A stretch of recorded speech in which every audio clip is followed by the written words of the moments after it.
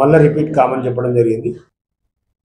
ఎన్నికల నియమాలు అమల్లో ఉన్న నేపథ్యంలో అక్రమ మద్యం రవాణా చేసి 50,000 రూపాయలకు పైగా నగదు తీసుకెళ్తున్న వాహనాలను సీజ్ చేసి కేసు నమోదు చేస్తున్నట్టు డిప్యూటీ తహసీల్దార్ ప్రభుదాస్ తెలిపారు. చిన్నశంకరంపేట మండలంలో మెదక్ చేగుంట రహదారిపై ఫ్లయింగ్ స్క్వాడ్ వాహనాల తనిఖీలు నిర్వహించగా ప్రైవేటు కార్లు, ఆర్టీసీ బస్సులు కూడా పరిశీలించారు. ఎన్నికల కోడ్కు విరుద్ధంగా ఎవరు వ్యవహరించకూడదని ప్రజలు సహకరించాలని ఆయన విజ్ఞప్తి చేశారు.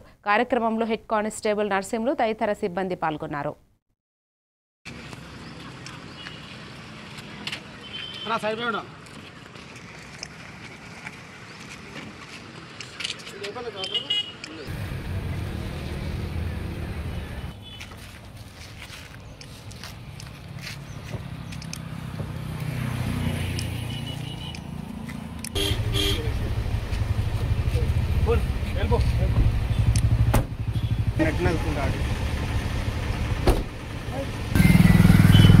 అందరికీ నమస్కారం.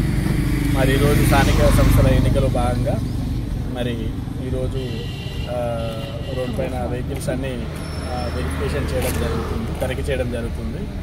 మరి ఎలక్షన్ కోడ్ ఉన్నందున అక్రమ మద్యం కానీ అక్రమ డబ్బు కానీ అట్లాంటివి తరలించకుండా దానికి ఎన్నికల కోడ్ నిబంధనలకు అనుగుణంగా ఈరోజు వాహన